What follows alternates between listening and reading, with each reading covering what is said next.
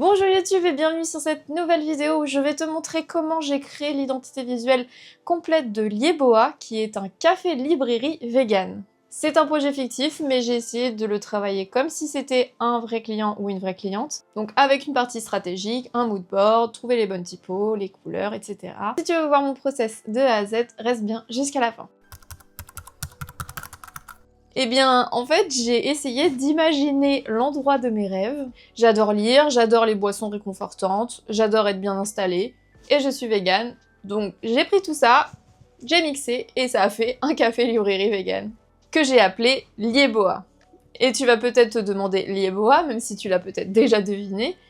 Tout simplement, j'étais pas très inspirée, je me suis dit qu'est-ce qu'on va faire dans ce café-librairie? On va lire et on va boire, lit et boire. J'ai remixé un peu pour que ça fasse un peu plus poétique, et ça m'a fait Lieboa. Donc maintenant que j'ai mon concept et mon nom, on est parti, je passe à la stratégie.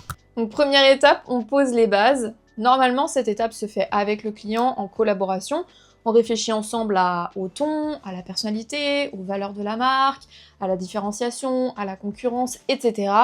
Là, comme c'est un projet fictif, je l'ai fait seul et je l'ai fait moins poussé parce que voilà, je voulais pas forcément passer un temps fou sur cette identité visuelle. Donc là, j'ai juste plutôt posé mes bases sur les mots-clés que j'ai envie qu'ils ressortent et les valeurs que j'aimerais mettre en avant. Et pour cette étape, comment je procède, c'est que je pose sur papier, j'écris des mots en rapport avec le projet. Donc là, en l'occurrence, j'avais écrit librairie, café, vegan et cosy, je crois. Et ensuite, je fais comme un arbre qui me donnera de nouveau des mots-clés. Du mot librairie, qu'est-ce que je pense? Livre, s'évader, romance, etc. Pareil avec le mot café, boisson, chocolat, latte, tasse, voilà. Et c'est avec ces mots-clés que je m'aide pour construire un premier mood board. Le mood board, c'est quoi? Eh bien, c'est une sorte de tableau d'inspiration visuelle. Ça aide à donner une vision à la cliente. Normalement, j'en présente un ou deux. Idéalement, il faut que les moodboards soient assez différents, par exemple avec une palette de couleurs différentes, pour que vraiment on puisse se projeter sur ce à quoi va ressembler l'identité visuelle à la fin. Ça donne vraiment une piste. Mais c'est pas encore l'identité visuelle terminée. Là, comme c'est fictif, j'avoue que mon moodboard est un peu plus brouillon. Je l'ai vraiment utilisé comme une base d'inspiration pour m'attacher à quelque chose sur lequel je dois me reposer.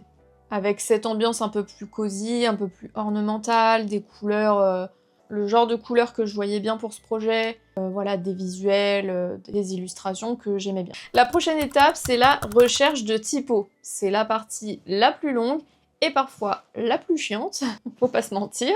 Donc là, il faut tout simplement trouver la bonne combinaison de typos qui va fonctionner autant pour le logo que pour la baseline, mais aussi pour les supports de communication que tu vas utiliser pour parler de ta marque. C'est vraiment une étape qui peut prendre des heures, voire même plusieurs jours, parce que parfois, on va justement être dans la recherche pendant vraiment plusieurs minutes, voire plusieurs heures, et du coup, on sait plus ce qui fonctionne bien ensemble, etc. En tout cas, de mon côté.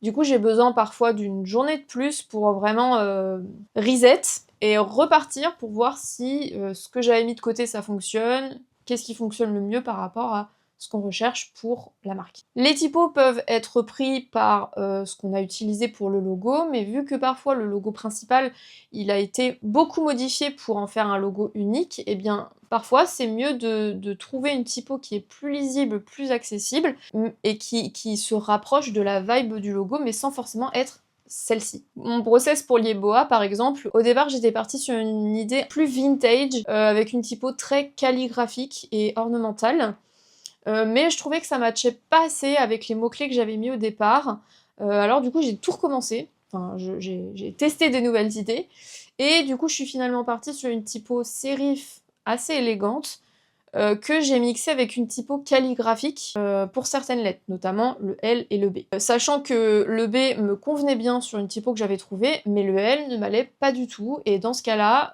j'ai été sur Procreate, et j'ai essayé de redessiner la lettre L pour qu'elle se rapproche au maximum du style de la lettre B. Et ensuite, je l'ai vectorisé sur Illustrator, et voilà, ça m'a fait mon L et mon B. Pour information à cette étape, j'essaye de travailler en majorité en noir et blanc.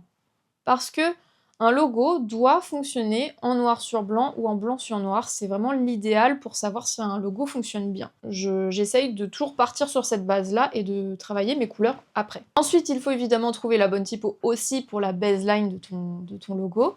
Et comme je disais tout à l'heure, trouver les bonnes typos pour le reste de toute ta communication, les posts Instagram, les flyers, les posters, etc. etc. Il faut des typos qui fonctionnent bien partout, qui restent lisibles et qui sont cohérentes avec le logo. Même si c'est pas exactement la même, comme je disais tout à l'heure, il faut que ce soit cohérent. Une fois que je suis satisfaite du logo en noir et blanc, je passe donc aux couleurs. Normalement, dans mon mood board, j'ai mis déjà une vibe de couleurs que j'aimerais bien essayer.